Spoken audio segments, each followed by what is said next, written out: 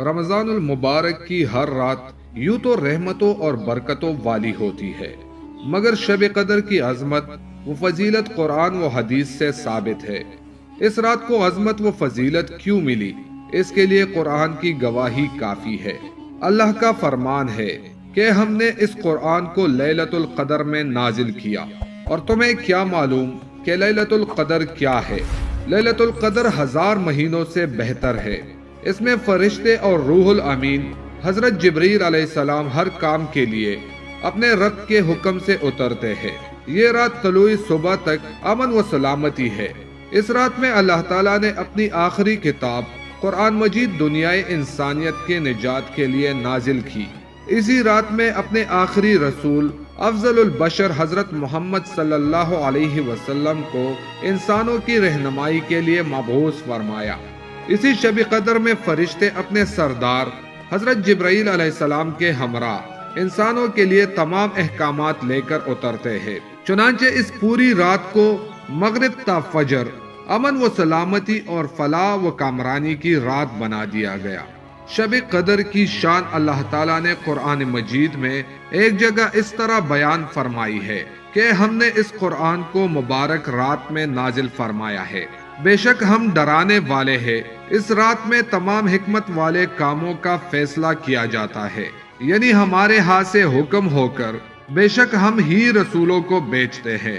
یہ تمہاری رب کی رحمت ہے اور وہ تو سننے والا ہے۔ سورہ دخان شب قدر مبارک رات ہے اور قرآن اسی رات میں نازل ہوا۔ صحابی رسول صلی اللہ علیہ وسلم سیدنا حضرت ابو ہریرہ رضی اللہ تعالیٰ عنہ سے روایت ہے کہ آپ صلی اللہ علیہ وسلم نے فرمایا کہ جس نے ایمان کے ساتھ اور ثواب کی نیت سے لیلۃ القدر میں قیام کیا، اس کے پرانے تمام گناہ معاف کر دیے جاتے ہیں۔ شب قدر کون سی رات ہے؟ رمضان المبارک کے آخری عشرے کی طاق راتوں میں سے ایک رات شب قدر کہلاتی ہے۔ یہ 1000 مہینوں سے بہتر و افضل، عظمت و بزرگی اور برکت والی رات ہے۔ سورہ بقرہ کی آیت نمبر 185 میں اس کی نشاندہی بھی کر دی گئی ہے کہ رمضان کا مہینہ وہ مبارک مہینہ ہے جس میں قرآن نازل کیا گیا، جو لوگوں کا رہنما اور جس میں ہدایت کی کلی نشانیاں ہیں، اور جو حق و باطل کو الگ الگ کرنے والا ہے۔ اس سے پہلے سورۃ القدر اور سورۃ الدخان میں بتایا گیا تھا کہ قرآن پاک شب قدر میں نازل کیا گیا، اور اب سورہ بقرہ میں بتایا جا رہا ہے کہ وہ مہینہ رمضان کا ہے جس میں قرآن اتارا گیا۔ پھر صحیح بخاری اور صحیح مسلم میں ام المؤمنین سیدہ عائشہ رضی اللہ تعالیٰ عنہ سے روایت ہے کہ رسول اللہ صلی اللہ علیہ وسلم نے فرمایا کہ رمضان کے آخری عشرے کی طاق راتوں 21، 23، 25، 27 اور 29 میں شب قدر تلاش کرو۔ ایک اور روایت میں بھی سیدہ عائشہ صدیقہ فرماتی ہے کہ جب رمضان المبارک کے آخری 10 دن آتے تہمت کس لیتے تھے، رات کو جاگتے اور اپنے اہل و عیال کو بھی جگاتے۔ شب قدر میں قیام۔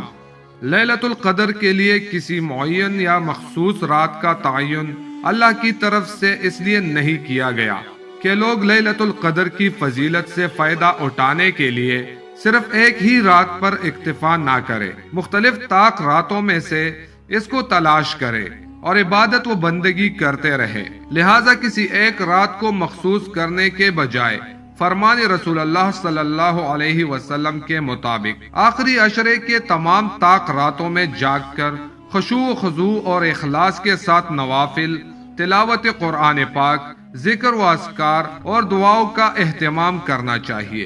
نبی کریم صلی اللہ علیہ وسلم کا ارشاد ہے کہ جب ماہ رمضان کی پہلی رات آتی ہے تو جنت کے تمام دروازے کھل جاتے ہیں اور سارا مہینہ ایک دروازہ بھی بند نہیں ہوتا، اور اللہ تعالیٰ ایک آواز دینے والے کو حکم دیتے ہیں کہ یہ آواز دو، اے بلائی کے طلبگاروں آگے بڑھو اور برائی کے طلبگاروں پیچھے ہٹو۔ فرماتا ہے کہ ہے کوئی بخشش مانگنے والا تاکہ اسے بخش دیا جائے، ہے کوئی مانگنے والا تاکہ جو مانگتا ہے اسے دے دیا جائے، ہے کوئی توبہ کرنے والا کہ اس کی توبہ قبول کی جائے۔ صبح ہونے تک اسی طرح سے آوازیں دی جاتی ہے۔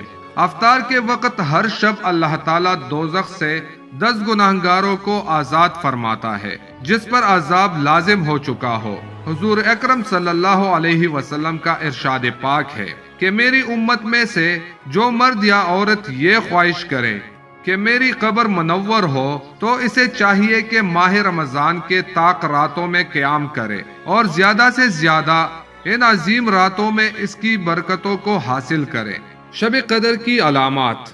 हजरत इबादा बिन सामत रज़ियल्लाहु तआला अन्हु से की जाने वाली एक रवायत में शब कदर के मुख्तलिफ अलामात बयान की गई है। नंबर 1, ये रात चमकदार और साफ होती है, न ज्यादा गर्म और न ज्यादा सर्द, बल्कि खुशबूदार और मोतदिल होती है।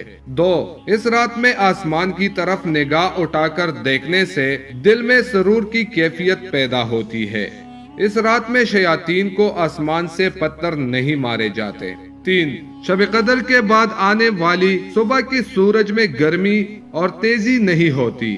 बाज बुजुर्गों ने इस रात में दरख्तों को सजदा करते भी देखा है, जबकि ये भी बयान किया गया है कि इस रात में कारा पानी मीठा हो जाता है। शब कदर का गालिब इम्कान। बाज सूफिया कराम का तो ये फरमाना है कि शब कदर सारा साल घूमती रहती है, लेकिन अहादीस मुबारका की रोशनी में ये बात वाज़ेह होती है कि शब कदर रमजानुल मुबारक के आखिरी ताक रातों में पाई जाती है, और गालिब गुमान ये होता है कि 27वीं रमजान की शब कदर है।